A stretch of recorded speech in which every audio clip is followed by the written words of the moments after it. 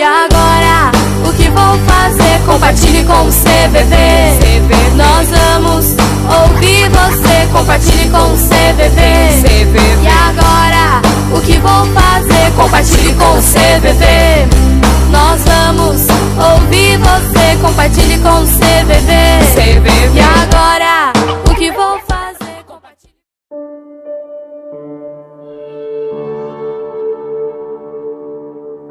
Falta de sentido na vida, somado ao vazio existencial, é um caminho, muitas vezes, para o suicídio.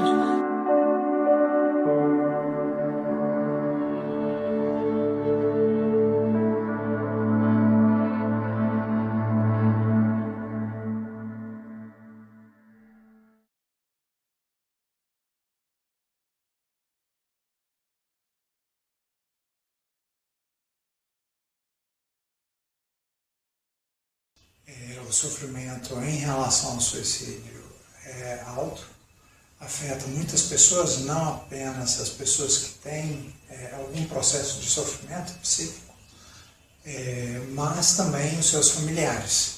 É um ato de extrema dor no qual a pessoa não dá mais conta de conviver com toda aquela angústia que consome ela.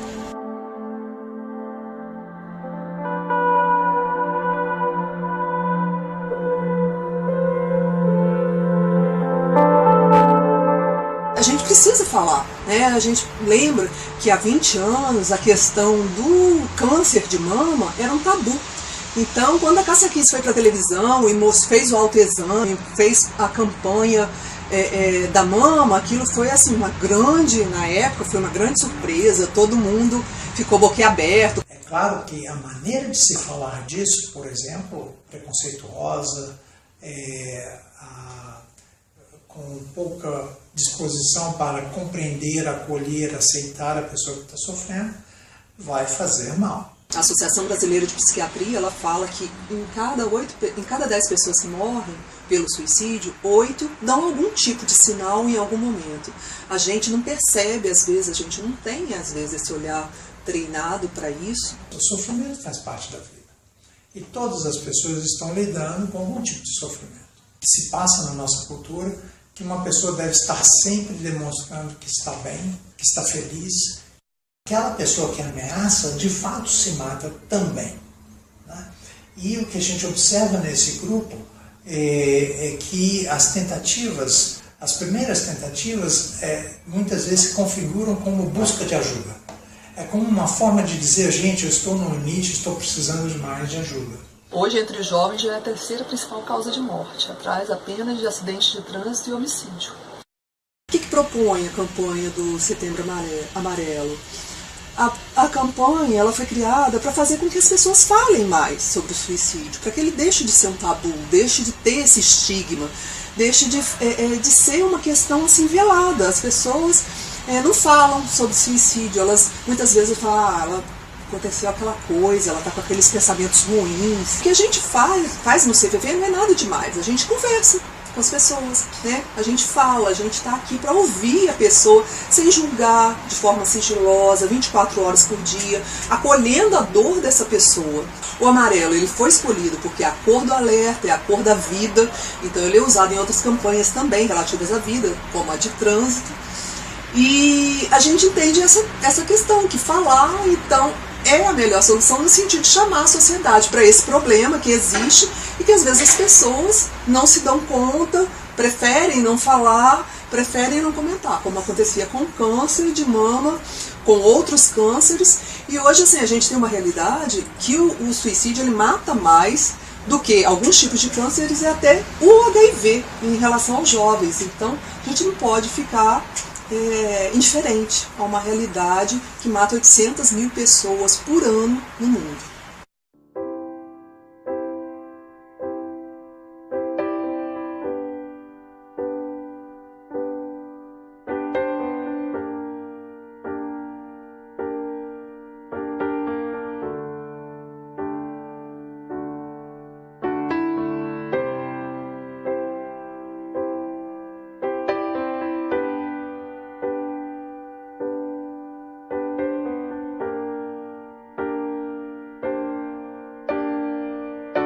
todos nós, ao falarmos no nosso círculo de amizades, nossa família, a gente está contribuindo de alguma forma.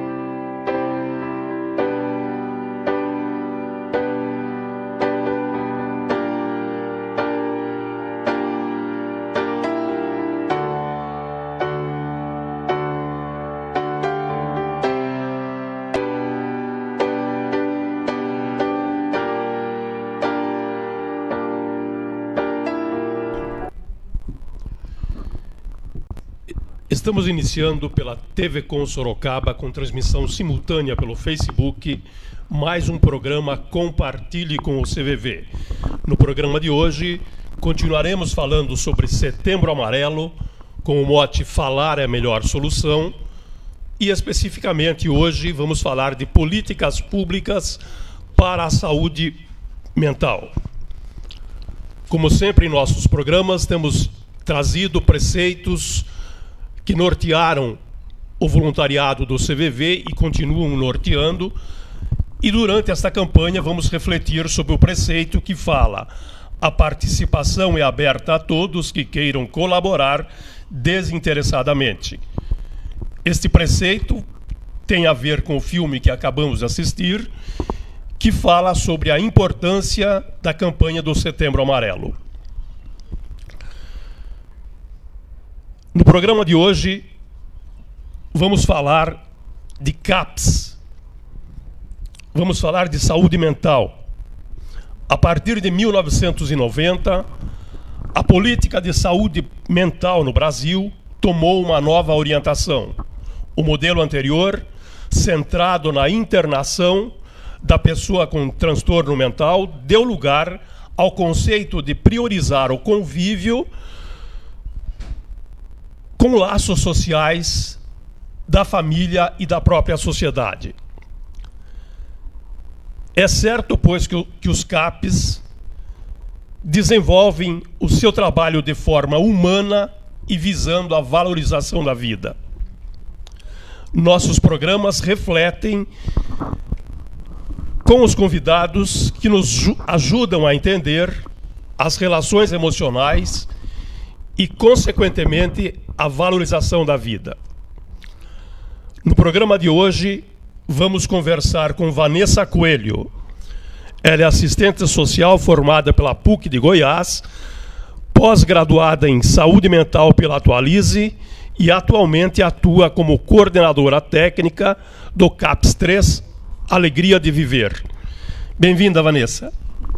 Obrigada pelo convite, primeiramente, tá? Quer dizer que é um prazer estar aqui com vocês e compartilhando com esse momento. Também está conosco Roberto Carreu. Roberto Carreu é voluntário do CVV, atende no chat e é coordenador nacional do Eixo Voluntariado. Roberto, você é muito novo no CVV, né? Eu sou recente. Todo dia é um novo dia, né? Em termos de voluntariado, em termos de CVV, a cada dia é um renascimento, né? Mas eu já estou há algum tempo lá. E boa tarde, Vanessa Húngaro, boa tarde a todos que estão nos assistindo. E Setembro Amarelo está chegando e estamos aqui para divulgação e compartilhamento. Como já dissemos em programas anteriores, o Roberto Carreu tem uma história de apenas 34 anos de voluntariado no CVV. É uma história que nos emociona sempre quando ele explica esses 34 anos e que, mais uma vez, ele abrilhanta esta mesa com a sua experiência de CVV. Vanessa, para esclarecer ao telespectador, a sigla CAPS significa Centro de Apoio Psicossocial. Centro de Atenção Psicossocial. O que é um CAPS? A gente tem os 3 tipos de CAPS, né? Tem o CAPS 1, o 2 e o 3. O que é o CAPS 1? O CAPS 1 são para cidades de até 20 mil habitantes, são de pequeno porte. De 20 mil a 200 mil habitantes, já são CAPS tipos 2. Tanto o CAPS 1 quanto o 2, ele é aberto só 40 horas semanais, de segunda a sexta, e geralmente fecha ou 5 ou às 17 ou às 18 horas da tarde. Já o CAPS 3, eles são para cidades de grande porte, que é o caso de Sorocaba. né? Então, ele já é um CAPS que funciona 24 horas, ele tem leito de acolhimento, ele funciona de portas abertas. Agora, uma observaçãozinha só nessa questão dessas portas abertas, né? Que às vezes as pessoas falam assim, qualquer hora que eu chegar lá no CAPS e vou ser atendido, eu vou ter um médico para me atender, eu vou ter um pronto... Não, o CAPS ele não é pronto-socorro, tá? Tanto que os plantões nossos não são de psiquiatras. Os nossos plantões são a nossa equipe técnica, que tem assistente social, terapeuta ocupacional, enfermeiro. O nosso tem um diferencial porque ele tem também fisioterapeuta, educadora física. Então, mas quem faz esses plantões são os nossos técnicos. O paciente ele chega para um acolhimento, ele é acolhido, ele é ouvido principalmente. A partir desse momento, que é um momento único do técnico e usuário naquele momento, que ali ele vai definir um projeto terapêutico singular, que a gente chama de PTS, né? Vai ver a necessidade desse paciente, qual a demanda desse paciente, qual é a queixa desse paciente, né? E aí ele é encaminhado para os grupos de atendimento, para os atendimentos que é ofertado no CAPS. No caso, os CAPS oferecem grupos abertos, grupos fechados, grupos de estimulação, grupos de atendimentos psicológicos, grupos de atenção com assistente social. São nessa nomenclatura, mais ou menos, assim, que eu posso estar fechando para você. Quantos CAPs tem em Sorocaba? Atualmente em Sorocaba são 3 CAPs infanto-juvenil, que é o CAPS IJ, e temos 2 CAPs 3, tipo AD, que é álcool e droga, e 2 CAPs mental, que cuida de transtornos mentais. Estão espalhados pela cidade. Sorocaba ela é dividida em zona. Tem a zona oeste, a leste e a norte. Atualmente nós temos CAPs na zona oeste, que é o CAPS que eu trabalho, e tem um na zona norte. A zona leste, atualmente, ela está descoberta, mas a equipe de coordenação de saúde mental já está tomando providências para que seja aberto o novo CAPS lá também. Que é o objetivo é de ter 3 CAPs mental e 3 CAPs AD. Também, todos eles tipo 3, né? Porque a gente já tem o 3 infantil. Ou seja, Sorocaba, na questão do CAPS infantil, ela está toda coberta. Só na Zona Leste hoje que ela está descoberta. Então, o que foi feito como estratégia? Dividiu-se esse público para o CAPS Alegria de Viver e por CAPS Arte do Encontro. Então, nós atendemos o público do Leste para não ficar descoberto até o momento da inauguração. Além da coordenação técnica na qual você atua, todo CAPS tem a mesma estrutura de profissionais? Você poderia falar qual que é a estrutura de um CAPS? A diferença ficaria no 1, 2 e o 3. O 1 e o 2, ele tem menos pessoas na equipe, até mesmo porque ele funciona até às 5 ou 16 horas, isso fica a critério do município, né? Então, o nosso CAPS, a equipe é muito maior. O CAPS 3, ele exige, como ele tem uma demanda maior, ele exige dessa demanda, então, mais profissionais, mais técnicos disponibilizados. A gente tem, por exemplo, 3 psicólogos, 3 terapeutas ocupacional, 2 assistentes sociais. A equipe de enfermagem é a maior, porque é ela que trabalha 24 horas. Então, quem você vai encontrar de 24 horas no CAPS é a equipe de enfermagem. A questão que a gente fala da portas abertas é porque o CAPS, na verdade, ele fica 24 horas funcionando. Porém, ele funciona de portas abertas mesmo, das 7 da manhã às 19 horas. Depois desse horário, ele está ficando com os pacientes que estão em leito, que está acolhido no leito. Aí você fala assim, Vanessa, se eu mandar alguém lá depois das 7 horas, ela vai ficar lá no CAPS internada? Que a gente não chama nem de internação, a gente chama de leito de acolhimento. Porque quando o paciente está muito grave, ele não fica no CAPS, ele vai para a Santa Casa. Né?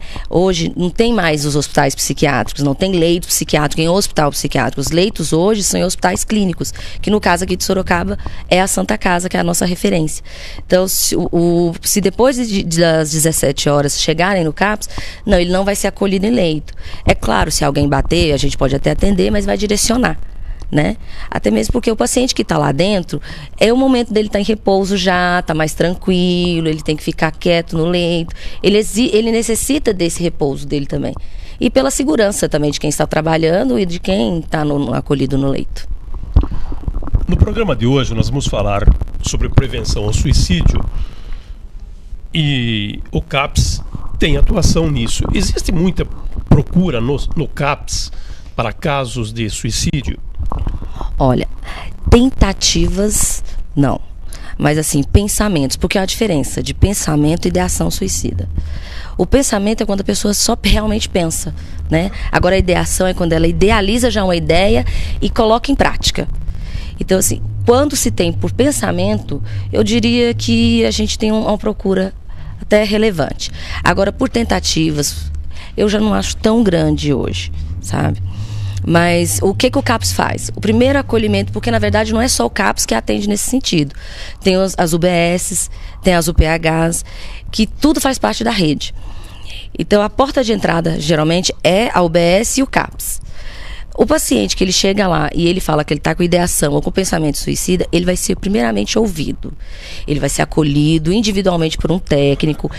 E a partir da necessidade, da demanda deste paciente, que a gente vai formar o projeto terapêutico singular dele.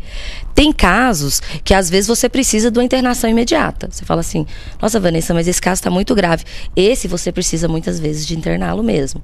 Já entrar com um medicamento. Outros casos que você consegue sentar e avaliar, você fala assim, olha, ele precisa mesmo de estar fazendo um acompanhamento e a gente começa a iniciar o acompanhamento dele aqui no CAPS. Geralmente é com os psicólogos, com os terapeutas ocupacionais, né, com as assistentes sociais. Aí a gente marca os dias e o horário. Para ele faz uma carteirinha especificando os dias que ele vai ser atendido e ele vem nos dias do atendimento. O primeiro atendimento para alguém que pôs em prática a ideação suicida deve ser na UBS ou no CAPS? Vamos supor, quem está mais acessível para você? Se você está ali próximo da UBS, você pode ir até na UBS. Agora, vamos supor, se é uma pessoa que ela realmente tomou um comprimido, exemplo, ela tomou uma cartela em comprimido, ou tomou algum outro, o tal do veneno mesmo que a gente fala, que é o popular chumbinho, né, que eles falam, aí não tem que ser o pH. O CAPS não vai conseguir acolher um paciente nesse sentido. O CAPS ele vai conseguir atender o paciente que ele está com pensamentos e ideações, que é o caso da UBS. Agora, se for consumir já o fato mesmo, aí teria que ser na UPH, porque ela sim, ela tem uma estrutura para poder acolher. Aí, a partir do momento que ela consegue fazer todo o trabalho dela, ela vai encaminhar, ela vai entrar em contato com o CAPS de referência da localização do território daquele paciente, fala assim, olha Vanessa, eu estou com um paciente aqui, ele cometeu suicídio, mas graças a Deus está tudo bem com ele agora, a gente precisa dar continuidade ao tratamento, e aí como que se segue? Eles entram em contato e a gente dá continuidade. Do mesmo modo, aquele que manifesta de maneira ostensiva essa ideia de suicídio não chegou a iniciar o processo, o familiar, o amigo que está com essa pessoa deve procurar a UBS ou o CAPS? Geralmente, como está muito próximo, eles acabam procurando a UBS mesmo. Aí, quando a UBS percebe que é um caso mais grave, elas nos encaminham. Né? Eles geralmente nos encaminham. Mas muitas vezes pode ir direto no CAPS também. É como eu te falei, a gente funciona em portas abertas a questão de plantão. E o plantonista ele vai estar ali para ouvir esse paciente, para acolher esta família, para orientar. Por quê? A família é fundamental. Sem a família, a gente não consegue um resultado almejado, um resultado positivo. Então, a família tem que estar junto com esse paciente, ela tem que estar sendo orientada por equipe de saúde que domina esse assunto, no caso o CAPS, né, que é especializado nisso. A gente geralmente orienta igual mesmo. Aconteceu já muito caso do paciente chegar e ele falar assim, não, internado eu não vou ficar. A gente orienta a família, conta o procedimento que ela deve correr, de monitorar, de estar presente, de estar acompanhando, de estar se responsabilizando, levando ele para o CAPS junto. O CAPS sozinho não vai conseguir, a UBS sozinha não vai conseguir, então tem que ser uma parceria, família, UBS e CAPS. Roberto, vimos no filme de abertura do nosso programa falando sobre o Setembro Amarelo. O Setembro Amarelo vem ganhando mais corpo nos últimos anos. Em 2017 existe a previsão de continuidade deste movimento? Terá amplitude nacional? Sorocaba participará desta campanha? Olha, o Setembro Amarelo não só vai se ampliar, como vai explodir em termos de Brasil, né? Nós começamos, os primeiros sinais do Setembro Amarelo foram em setembro, foram em 2014, quando nós tivemos lá no Encontro Nacional do CVV, na parceria com a Confederação de Medicina, né, o Conselho Federal de Medicina e com a Associação Brasileira de Psiquiatria. Partiu-se, já era um movimento anterior, mas consolidado a partir de 2014. Em 2015 e em 2016 isso aumentou muito. E todas as cidades, todos os governantes estão preocupados na medida em que o suicídio se alastrou em todos os níveis sociais, em todas as classes, em todas as cidades, grandes, pequenas, área rural, área urbana, não tem medido o pensamento suicida, o suicídio em si não está medindo mais, não tem limite. Então, cresceu muito essa preocupação pública. Várias cidades, e Sorocaba também atua muito forte nisso, já fez aí uma lei municipal valorizando esse Setembro Amarelo e valorizando as atividades. Nós vamos ter aqui em Sorocaba várias atividades que estarão aí na mídia. Todas as cidades fazem. Nós tínhamos o nosso encontro nacional, né, o voluntário CVV, era por volta do dia 10 de setembro, até o ano passado. Esse ano veio para o início de setembro, para que o dia 10 de setembro, que é o Dia Mundial da Prevenção ao Suicídio, realmente todos estejam na base, porque a procura da imprensa é muito grande, a procura por informações é muito grande. Então, existe um trabalho muito forte em Sorocaba, estamos iniciando os trabalhos, e existe um trabalho muito forte no Brasil, postos estão sendo abertos no CVV, parcerias institucionais estão sendo feitas, parcerias com o poder público está sendo feita, e está se avançando muito forte nessa questão da prevenção ao suicídio em termos de apoio público e apoio da sociedade. Nós vimos nos últimos anos, e inclusive Sorocaba também com a Prefeitura Municipal, com a Câmara Municipal de Sorocaba, a iluminação de prédios públicos em amarelo. Qual o significado de iluminar um prédio, notadamente o público, de amarelo? Tivemos o Cristo Redentor, estádios de futebol, os palácios municipais no norte, e Sorocaba, o caso pioneiro foi o prédio da Câmara Municipal de Sorocaba. Olha, o primeiro é atrair a atenção das pessoas que estiverem circulando para ver que existe uma coisa diferente ali, que é uma iluminação pública, mas não é só iluminação, como você bem falou, no Cristo Redentor, aqui na Câmara Municipal, estádio de futebol, várias cidades da Bahia, Brasília, o pessoal do Rio Grande do Sul trabalha muito nessa parte de iluminação, Sorocaba também. Mas a criatividade reina nessas horas.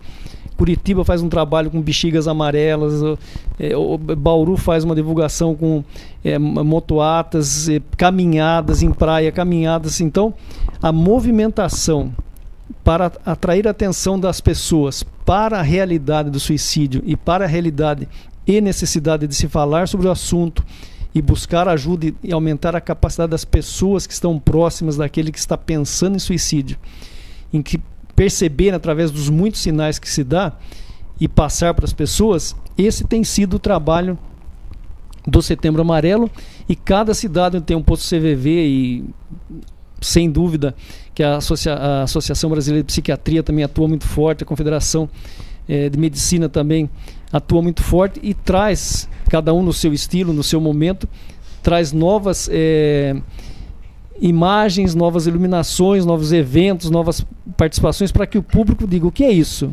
Olha, isso nós estamos falando de valorização da vida, nós estamos falando em suicídio e prevenção ao suicídio. Vamos ficar atentos, porque isso é uma realidade, prestem atenção e vamos todos participar, né? Enquanto o Roberto falava, continuamos vendo aí imagens da última campanha do Setembro Amarelo. Vanessa, a pessoa que pensou em suicídio e a pessoa que iniciou, como já falamos na resposta anterior sua,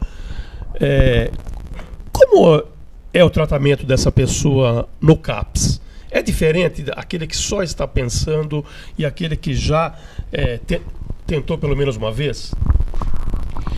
Eu falo assim, a questão do tratamento do paciente que ele tentou ou que ele tem pensamentos suicidas, o que ele tem pensamento a gente consegue trabalhar muitas vezes no coletivo, que é o que eu te falei da diferença, né? Agora, aquele paciente que já tentou, que está mais grave, você precisa de ter uma atenção maior. Às vezes o acolhimento tem que ser individual, por uma longa data. até você conseguir trabalhar entre a questão do medicamentoso também, né? Porque a pessoa, quando ela está pensando no suicídio, ela geralmente já tem um transtorno, né? E o CAPS, ele é para trabalhar esse transtorno. E se ela tem esse tipo de transtorno, o psiquiatra vai ter que estar avaliando. Se for o caso de internação, vai ser encaminhado para internação. Saindo da internação, jamais ele pode deixar o tratamento. Por isso que a gente precisa da família para estar junto nesse momento, né? E ela vai dar continuidade junto com a gente. Aí ele vai estar passando com psicólogo, com um terapeuta ocupacional, com os enfermeiros constantemente, manter essa medicação supervisionada, né? Até mesmo para poder melhorar um pouco desse humor, porque às vezes o humor dessa pessoa, porque é transtorno de humor, às vezes, é transtorno de personalidade, é N transtorno que a pessoa pode ter para poder estar levando ao desejo de cometer o suicídio, né? Então, ela tem que ser tratada de acordo com a sua especificidade. Por isso que a escuta é muito importante nesse momento. Então, você tem que sentar no individual mesmo e ver a necessidade e a demanda daquele paciente. E só aí que você consegue montar um projeto terapêutico para ele, que é o PTS. Você falou da importância da família. É muito importante a participação da família no acompanhamento da pessoa com ideação suicida e mesmo com transtorno mental. E o CAPS presta orientação à família nesse sentido?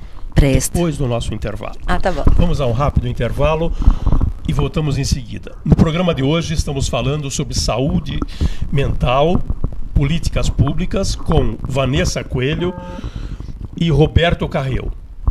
Voltamos em seguida. E agora, o que vou fazer? Compartilhe com o CVV.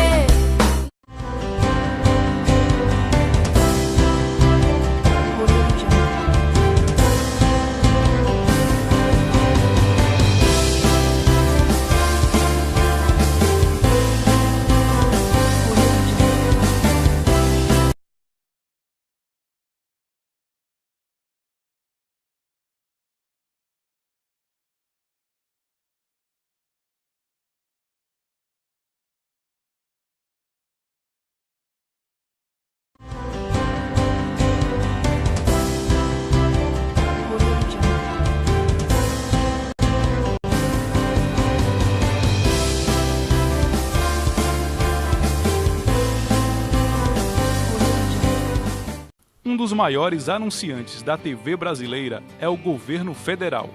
Em 2015, empresas públicas como a Caixa Econômica, Banco do Brasil e Petrobras juntas investiram 4 bilhões e 200 milhões de reais em propaganda televisiva. Essas instituições ultrapassaram os investimentos de grupos comerciais fortes, como Coca-Cola, Nestlé, Volkswagen e também os 2 maiores bancos privados do país, Itaú e Bradesco. O anúncio do poder público devido à origem dos recursos não pode seguir a mesma lógica das corporações privadas, mas sim promover a regionalização das ações de comunicação. Por isso, parecer de 2009 da Advocacia Geral da União autoriza o governo federal a veicular publicidades institucionais nos canais comunitários. Essas emissoras são a voz de diversos setores da sociedade civil organizada, tais como associações de bairros e comerciais, comunidades árabe, judaica, italiana, portuguesa, japonesa, dentre outras, movimentos sociais e minorias, sindicatos de trabalhadores e patronais de inúmeras categorias, como industriais, engenheiros, economistas, funcionários públicos, advogados, só para citar algumas. Além disso, nessas telas todas, as crenças convivem em harmonia: católicos, evangélicos, espíritas e religiões africanas. Se você é gestor público e anuncia em emissoras de TVs comunitárias, parabéns, está cumprindo a função social do Estado. Se não anuncia, nunca é tarde para começar. Verba pública para veículos de comunicação pública não é esmola, mas justiça social. Uma campanha da ABCCom, Associação Brasileira de Canais Comunitários.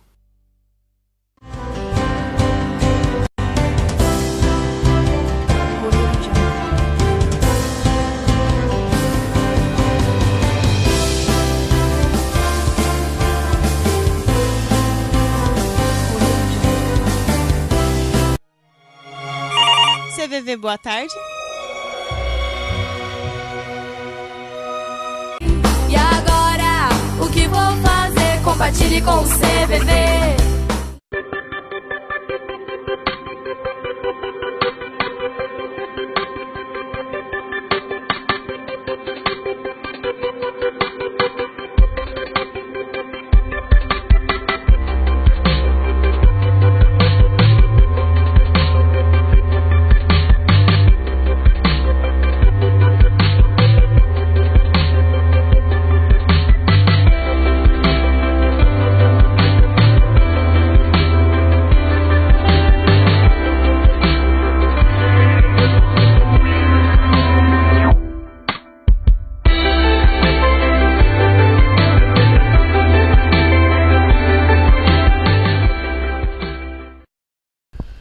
Estamos de volta pela TV Com Sorocaba, com transmissão simultânea pelo Facebook, com o nosso programa Compartilhe com o CVV. No programa de hoje, estamos falando de políticas públicas voltadas à saúde mental. Estão conosco Vanessa Coelho, ela é assistente social, pós-graduada em saúde mental e atualmente atua como coordenadora técnica do CAPS 3, Alegria de Viver. E também está conosco o voluntário do chat e coordenador nacional do Eixo Voluntariado, Roberto Carreu. Vanessa, deixamos uma pergunta para você antes do intervalo.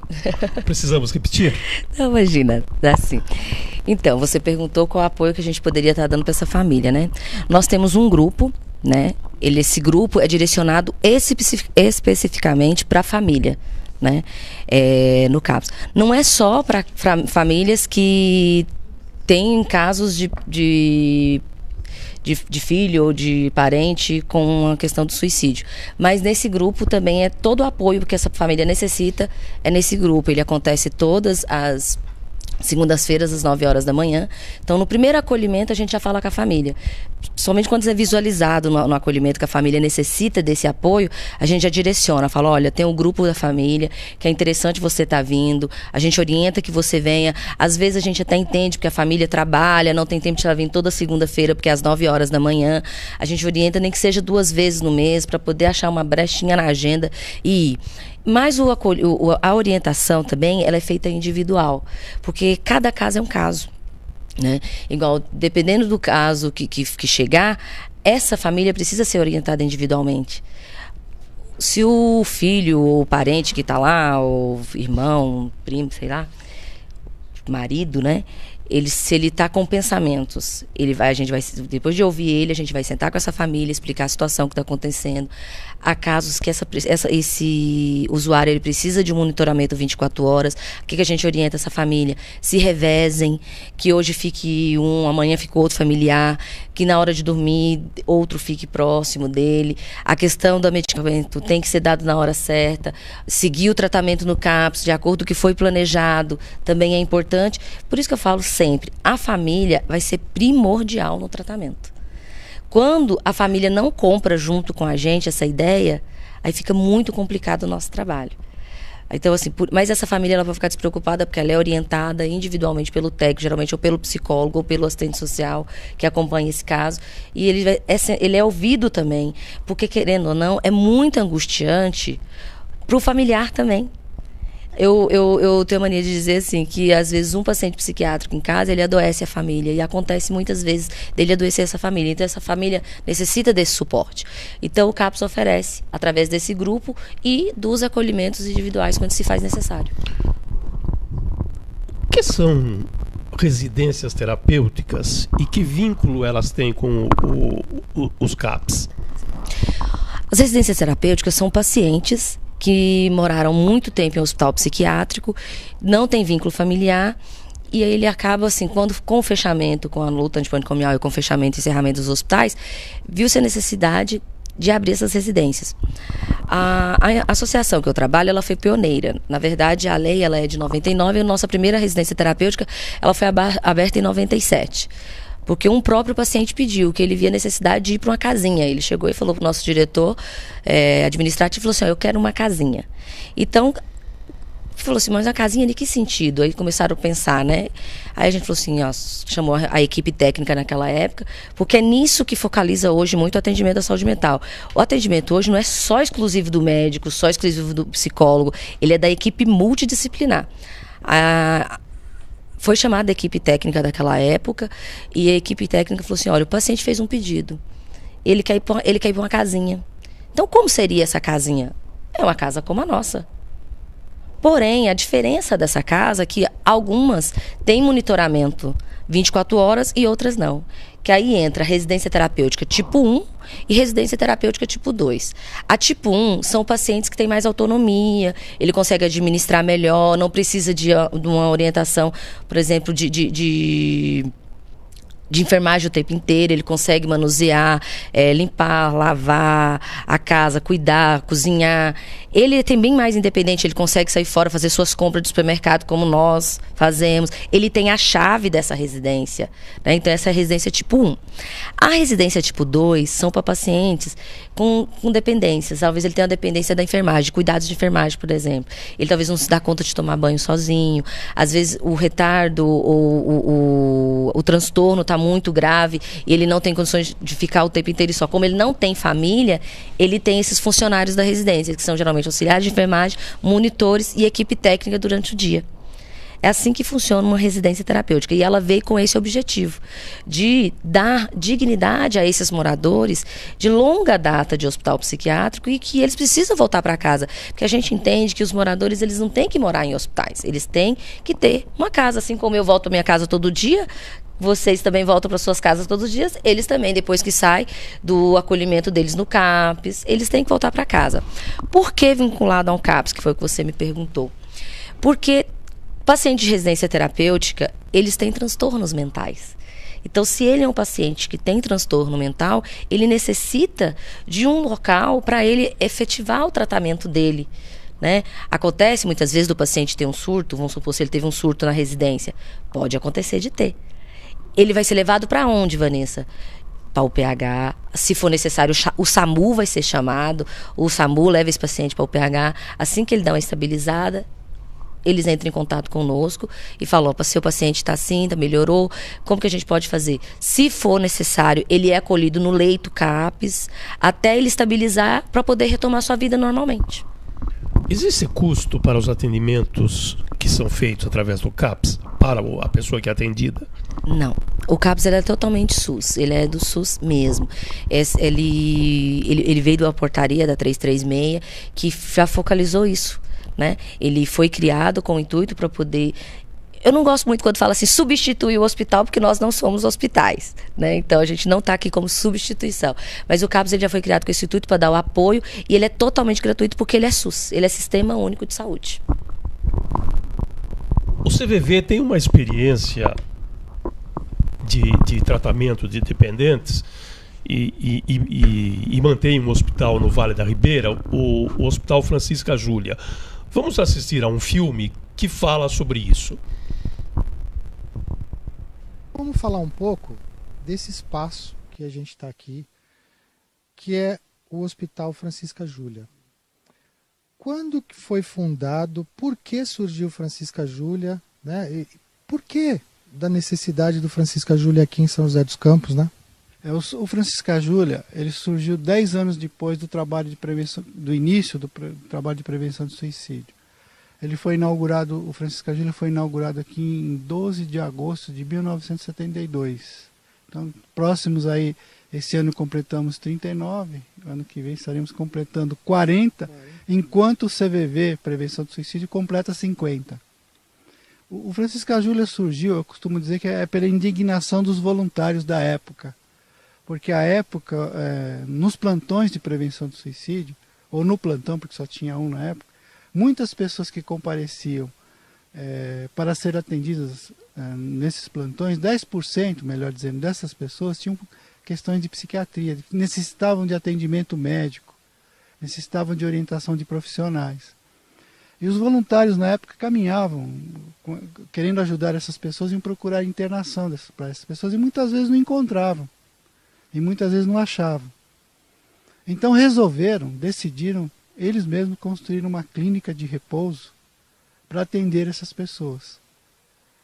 E aí começou em São Paulo a construção desta clínica, até que uma pessoa que fazia parte neste grupo de voluntários, uma pessoa chamada Valdemar Nunes, viu que os voluntários estavam empenhados, queriam realmente ser útil a essas pessoas, construir essa clínica. Ele fez uma proposta para esse grupo: eu dou o terreno de São José dos Campos e vocês me dão esse de São Paulo. Quer dizer, fizeram uma troca. Aí esses voluntários vieram para São José no dia 1º de maio de 1968, fincaram aqui no terreno uma placa com esses dizeres: propriedade do Centro de Valorização da Vida, futuras instalações da Clínica de Repouso Francisca Júlia. Então começou a ser construída em 68, e em 1972 a clínica estava inaugurada. Então por isso que eu digo, o hospital surgiu pela indignação dos voluntários, quer dizer, as pessoas que não tinham condições de pagar, não podiam ser atendidas, era a interrogação, a pergunta que se fazia. Aí resolveram então construir a clínica, é isso que a gente vê hoje aqui. Quer dizer, depois de 40 anos o hospital está aqui atendendo, são 147 leitos SUS que nós fazemos e 13 leitos para atendimento a pessoas, para convênios e particular, que é para ajudar na manutenção do SUS, com uma equipe de profissionais, são 147 profissionais, entre médicos, psicólogos, nutricionista, farmacêutico, enfermagem, pessoal de apoio administrativo, para prestar atendimento a essas pessoas. Quer dizer, depois de 40 anos a gente atende aqui no hospital 160 pessoas. Na verdade é uma família, hoje é uma família, né? O Francisca Júlia, ele tem todas as condições de atendimento, como você falou, é mantido uma parte pelo SUS. E outra parte nós fazemos campanhas, nós inauguramos essa unidade particular para prestar atendimento. Nós fazemos atendimento à psiquiatria e dependência química hoje. Na época era só psiquiatria. Hoje nós temos dependência química e psiquiatria, com essa equipe de profissionais especializados, preparados para fazer esse trabalho, né? Então hoje a gente vem fazendo esse trabalho, a gente procura realmente ter uma postura assim, de acolhimento, de valorização da vida, prestar um atendimento humanizado aos pacientes, porque a maioria dos nossos pacientes que estão aqui hoje, muitos não têm como pagar um tratamento, e é caro um tratamento desse, de psiquiatria ou dependência química. Então hoje a gente procura realmente ter um espírito assim, profissional, mas sem perder de vista o lado humano.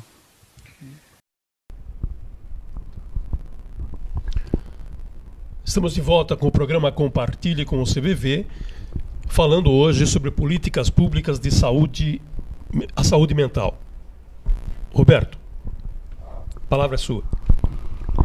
Eu gostaria de fazer uma pergunta aqui para Vanessa. Nós, enquanto CVV, nós fazemos o atendimento, né, o telefônico, por chat, por e-mail, e oferecemos para a pessoa o sigilo, né, isso tem sido um ponto forte das pessoas procurarem o CVV, e oferecemos também o anonimato, né, então a pessoa não precisa se identificar. E a gratuidade, isso é um trabalho totalmente gratuito. E muitas das pessoas que eu já vivi essa experiência, as pessoas até querem buscar ajuda, mas elas sempre barram naquilo: eu não tenho dinheiro, não tenho recurso. E a maneira como nós entendemos o CAPS aí, foi passado, ele veio da deshospitalização, né? Então passa a sensação de que é um paciente que procura ou é atendido já com um certo transtorno mental grave, em surto, né? Esse tipo de coisa, que não é aquele que nós atendemos no CVV, porque se a pessoa estiver sob efeito de droga, de álcool ou em surto, nós não temos condições, porque nós só fazemos apoio emocional a partir de uma formação nossa mínima. Somos leigos, não somos profissionais. A minha pergunta Vanessa, seria: não enquanto CVV, porque CVV não, enquanto voluntário, não é permitido indicar algum caminho, mesmo que a pessoa peça, né? Mas como cidadão, como pessoas, como família, como brasileiros que estamos assistindo aí, tendo CAPS em todas as cidades do Brasil, que tipo de identificação a gente pode fazer na pessoa, na família, no amigo, e no trabalho, alguém que tipo de distúrbio ele apresenta que seja possível a gente encaminhar para o CAPS dentro daquilo que a pessoa quer uma ajuda, mas ela diz não tem dinheiro. Então, que tipo de distúrbio ela apresenta, a gente percebendo, nós podemos dizer, olha, procure o CAPS, porque o CAPS pode te ajudar nesse distúrbio, nesse momento que você está passando. Dentro do nosso lado cidadão, não dentro do aspecto CVV, que como voluntário não é permitido, mas como cidadão, o que eu vejo numa pessoa que eu sei, o CAPS pode atender? Qual é o limite, né, de atendimento? Então, o CAPS, na verdade, ele vai atender os casos mais graves, como eu falei para vocês. Vamos supor, se você conhece alguém, que você viu que ele está começando a alucinar, está ouvindo muitas vozes, porque muitas vezes essa voz, ela estimula esse paciente a cometer, ela dá as ideias e estimula esse paciente, vá, cometa suicídio. Então, esse é um paciente que ele está alucinando, ele está começando a ver coisas que a gente não está vendo. Esse paciente, ele está entrando em surto psicótico. E não necessariamente ele tem que estar quebrando tudo, não. Mas você viu que ele está muito isolado socialmente, né? Você pode falar assim, procure um CAPS, que é uma equipe especializada. A gente vai avaliar esse paciente no plantão. Se a gente vê que é um paciente que está tranquilamente para ser tratado na UBS, possivelmente ele vai ser devolvido, a gente vai ser encaminhado para a UBS. Quando acontece ao contrário, o paciente não está nada bem, é um caso grave, chegou na UBS, a UBS entra imediatamente em contato conosco, né? Então, geralmente, o que é que eu te falei? Porque a pessoa, às vezes o suicídio, que leva a pessoa a cometer, é justamente esses transtornos. E se a pessoa apresenta transtorno mental, ela tem que ser trabalhada no CAPS. E são essas pessoas que você vê alucinar, vê a pessoa está muito incomodada, ela não está se socializando mais, ela fica muito tempo isolada, ela começa a ouvir vozes, muitas vezes. Então é nesse sentido, né? Ela começa a sair, fica muito inquieta, não consegue se centralizar, não ter foco mais. Seria mais ou menos isso.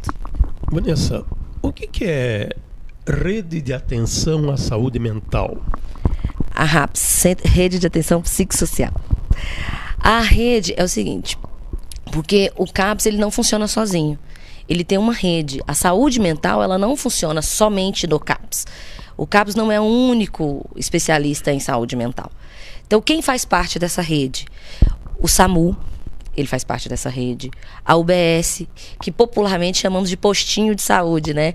O paciente fala assim, quando a gente fala assim, você vai para a UBS, ele fala assim, mas Vanessa, UBS, onde que é a UBS? Muitas vezes não conhece. É o postinho de saúde, né? O CRAS, o CREAS, tudo isso é membro da RAPS. No caso agora, a Santa Casa, porque ela que é efetivada as internações, que é um paciente que precisa de continência, que não tem como, ele precisa de uma observação 24 horas, de um cuidado maior, ele vai para a Santa Casa. Então, a RAPS, ela trabalha junto. Porque muitas vezes a pessoa acha assim, o paciente é psiquiátrico, ele é do CAPS. Não, ele é da rede, né? A rede toda é responsável por aquele paciente. O tratamento, a continuidade do tratamento é efetivada no CAPS. Mas a rede em si, ela se mobiliza toda por aquele paciente. Porque às vezes, há muito caso daquele paciente não ser o único paciente que tem transtorno dentro de casa. Tem mais de uma pessoa que tem transtorno dentro da casa. Então, você às vezes precisa que a rede se mobilize para poder estar te dando apoio, porque só o CAPS sozinho ele não vai dar conta. Não conseguiríamos em uma hora esgotar o assunto da saúde mental, de CAPS, até pelo brilhantismo da nossa convidada Vanessa Coelho, nas respostas, na profundidade. Fica a sugestão para a nossa diretora trazê-la outra vez para que demos continuidade a esta conversa. Em televisão o tempo não passa, ele voa. Estamos chegando ao final de mais um programa Compartilhe com o CVV. Roberto, suas considerações finais desse programa. Bom, agradecimento a Vanessa pelas informações. Lembrando que setembro está chegando e com ele o Setembro Amarelo, muitos eventos em Sorocaba, em todas as cidades do Brasil, postos onde tem posto CVV, onde não tem, está muito ativo esse pensamento de prevenção ao suicídio. As pessoas que estiverem vivenciando na família as questões da depressão, do pensamento suicida, não se constranjam, procurem ajuda, procurem em www.cvv.org.br. Existem formas de atendimento, existem esclarecimentos sobre as campanhas que vão ser feitas. Lá também existem os caminhos para as pessoas que têm disponibilidade para o voluntariado. Nós precisamos de muitos voluntários sempre. Estamos crescendo e cresceremos muito mais ainda na medida do apoio das pessoas. E ficam aqui meus agradecimentos, e Setembro Amarelo está chegando, muitos eventos, participem na medida da disponibilidade de cada um, e vamos valorizar a vida para a prevenção ao suicídio. Vanessa, não temos dúvida de que o telespectador do nosso programa sabe mais sobre política pública voltada à saúde mental, mercê de suas respostas e sua participação nesse programa. Suas considerações finais, e muito obrigado por aceitar o nosso convite. Quero dizer que foi uma honra estar aqui com vocês. É sempre bom estar contribuindo e levando conhecimento, né? E falar do nosso trabalho sempre é muito prazeroso. Eu amo o que eu faço, eu gosto de falar do que eu faço. Nós do CAPS também vamos estar fazendo algumas ações agora. Hoje mesmo na reunião de equipe a gente estava definindo, a gente faz junto com os pacientes. Eu acho que é super importante todos nós comprarmos essa causa, né? Até mesmo para combater mesmo, e vestir a camisa do Setembro Amarelo, e dizer que foi um prazer, e estou aguardando o próximo convite, eu volto sim. Obrigado. Obrigada a vocês. Vamos assistir a um trecho do nosso próximo programa, para que você, telespectador, já comece a esperar com ansiedade.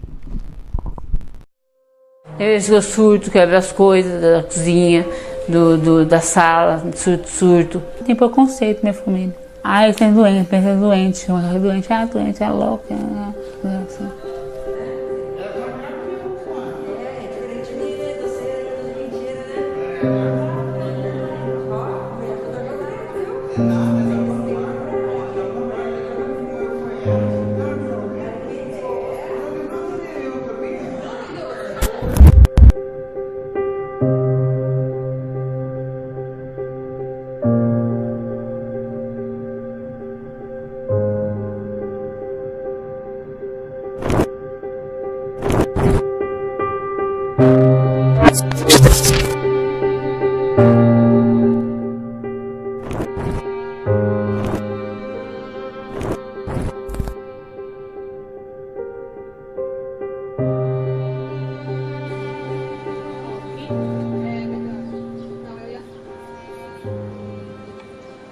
O serviço residencial terapêutico, a ideia surgiu em 1996, onde a gente começou a fazer um trabalho, um projeto de transferir os pacientes do hospital para um espaço que nós temos aqui, onde a gente chamou na época de casa de transição.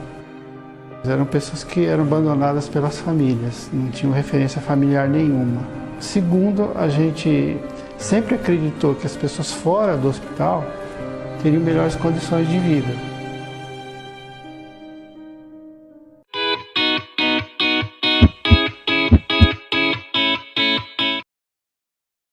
Você, para assistir e refletir sobre isso no próximo programa da semana que vem, terça-feira, às 17 horas, aqui pela TV Com Sorocaba. Todas as semanas temos proposto um tema que no CVV chamamos de Vida Plena, para você refletir, você telespectador refletir. É uma conversa que você tem com você mesmo. Caso você queira, manifeste a sua opinião na nossa página no Facebook, compartilhe com o CVV. O tema que estamos propondo esta semana é como me sinto quando me tratam com agressividade. Como me sinto quando me tratam com agressividade. É o momento de você falar sozinho o que você sente quando assim é tratado.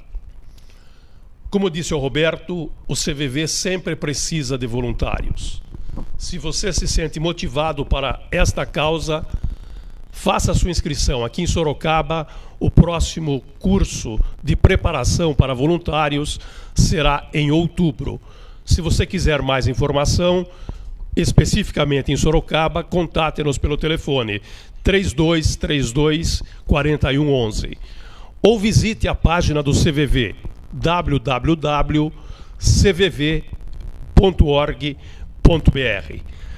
Agradecendo mais uma vez a Vanessa Coelho e ao Roberto Carreu. Até o nosso próximo programa. Obrigado pela sua audiência. E agora, o que vou fazer? Compartilhe com o CVV. Nós vamos ouvir você. Compartilhe com o CVV. E agora, o que vou fazer? Compartilhe com o CVV. Nós vamos ouvir você. Compartilhe com o CVV. E agora